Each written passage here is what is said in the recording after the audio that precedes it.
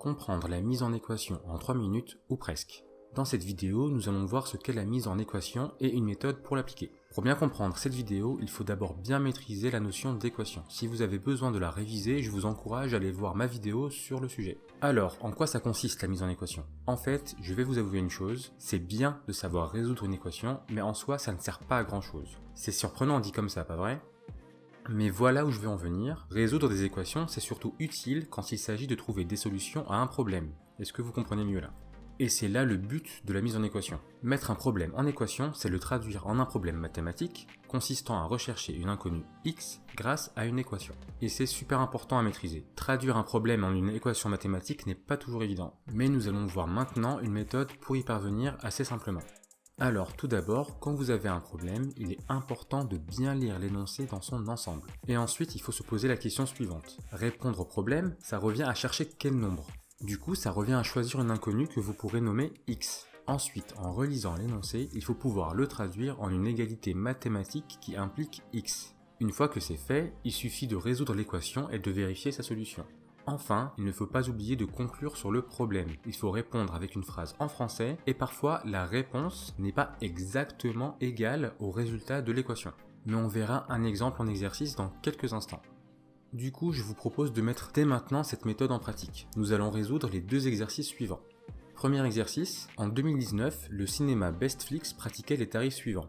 Un prix standard, quelle que soit la place, à 7 € la place, et un prix abonné, le prix de la place est de 2 € si on a payé un abonnement à 45 € l'année. Première question, Vincent a dépensé 84 € de budget cinéma en 2019 sans avoir pris l'abonnement. Combien de films a-t-il vu? Deuxième question, Inès a quant à elle dépensé 77 € de budget cinéma en 2019 en ayant pris un abonnement. Combien de films a-t-elle vu? Et le deuxième exercice, trouver 3 entiers consécutifs dont la somme est 174.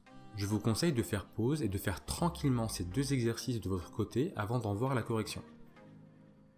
Allons-y, corrigeons le premier exercice. Alors, pour le premier exercice, les deux questions sont assez directes. Pour la première question, il faut chercher le nombre de films que Vincent a vu en 2019. Donc, notre inconnu, c'est le nombre de films que Vincent a vu en 2019. On l'appelle X. Vincent a dépensé 84 €, sachant que chaque place lui a coûté 7 €. L'équation à résoudre, c'est donc 7 fois X égale 84. C'est une équation très simple, le résultat est x égale 12, 7 fois 12 donne bien 84. Donc on répond à la question, Vincent a vu 12 films au cinéma Bestflix en 2019. Maintenant pour la question 2, l'inconnu c'est le nombre de places que Inès a acheté en 2019. On l'appelle de nouveau x mais on aurait pu choisir une autre lettre. D'ailleurs ça aurait été peut-être mieux pour bien distinguer cette inconnue de celle de la question précédente. Mais ce n'est pas bien grave tant qu'on dit que x est le nombre de places que Inès a acheté en 2019, faut bien le préciser. Du coup, Inès a dépensé 77 €, dont un abonnement de 45 €, puis 2 € par place. Cela donne donc l'équation 45 plus 2 fois x égale 77.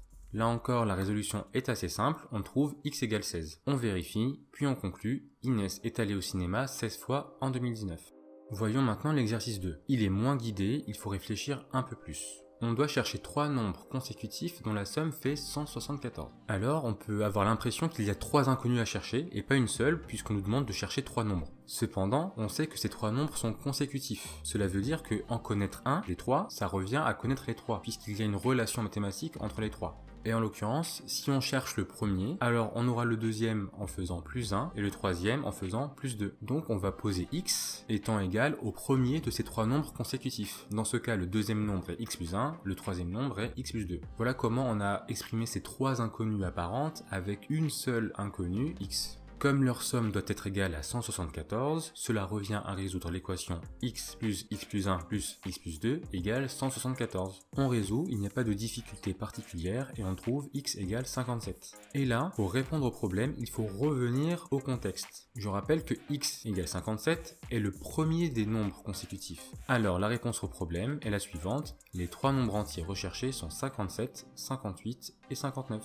Et voilà, c'est fini pour cette vidéo. Essayez de refaire ces deux exercices de votre côté. Si vous avez des questions, n'hésitez pas à les mettre en commentaire ou à me les envoyer directement par message sur ma page Facebook ou mon compte Instagram.